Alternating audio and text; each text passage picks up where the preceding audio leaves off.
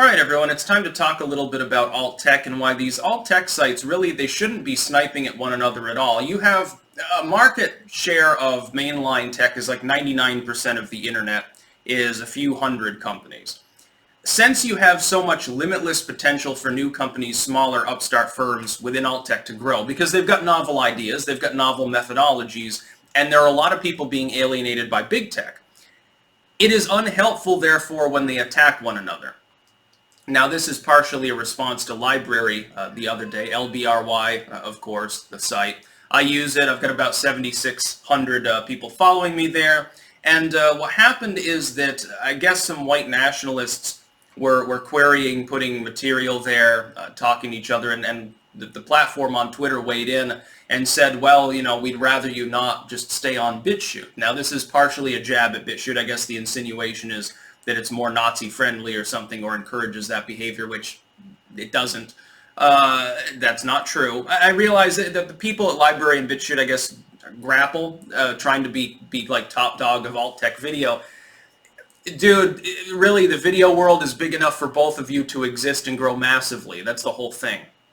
It doesn't make much sense to squabble with one another when you've got YouTube in existence, which is 99% of all the video hosting.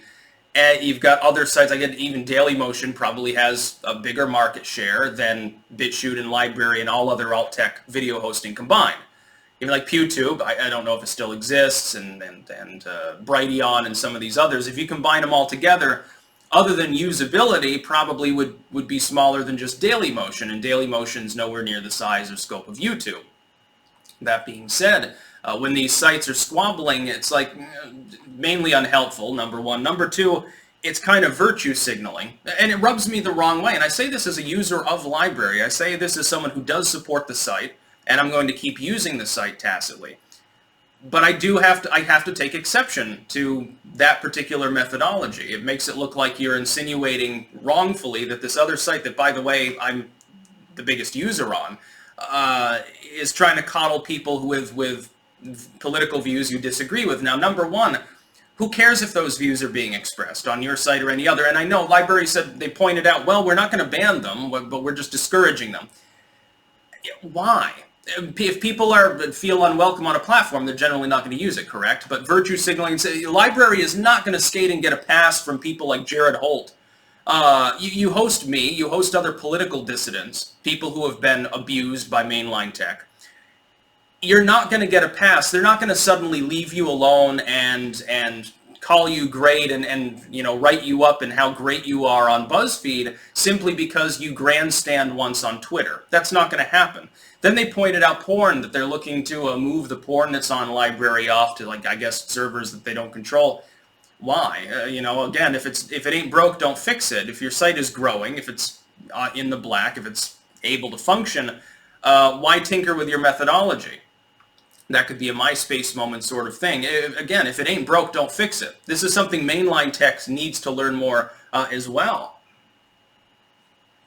YouTube is constantly tinkering with itself, and it constantly, you know, pisses its users off and purges people when it does so, and it's just unhelpful.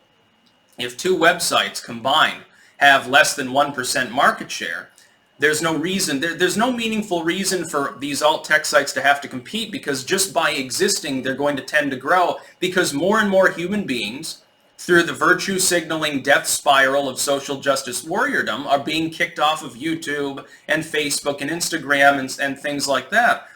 And because that political dissident crowd is going to use LBRY, you're going to get hit pieces run against you by the far left. The authoritarians will eventually do that for LBRY, and they'll go in all in as much as they can.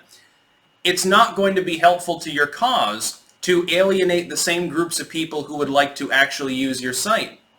It doesn't matter. If people are not going to see a bunch of Nazi stuff on LBRY unless they're searching for it. This is the wonderful thing about the internet. You can find what you want to see by searching for it. That's the wonder. This is how websites are supposed to work. This is how YouTube ought to work. Instead, they force down your throat stuff you're not interested in. Try using their search feature these days, and you can't even find any of the good shit. The independent content's all buried. They're burying more and more search terms, too. Some of them don't even return any results. Hell, for me, I think autocomplete used to put me higher on the list. I don't even think you have to put in the X now before I show up. It's not because of any organic decline in interest based on my own analytics, so it's based on something else. YouTube is trying to bury me. This shouldn't be happening.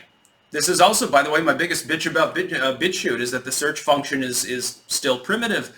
But that being said, there's no reason for your sites to compete. And again, I use both of them, so it puts me sort of between a rock and a hard place.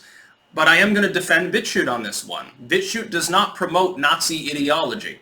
That's not the case. The biggest user, who happens to be me, is a libertarian. That's sort of the ideology of alt tech. The ideology of alt tech has to be fundamentally libertarian, or alt tech's meaningless, ultimately. If you want to compete for monetary gain or something, go after YouTube. Call out their censorship. That's sort of the whole point. That's about all. Peace out.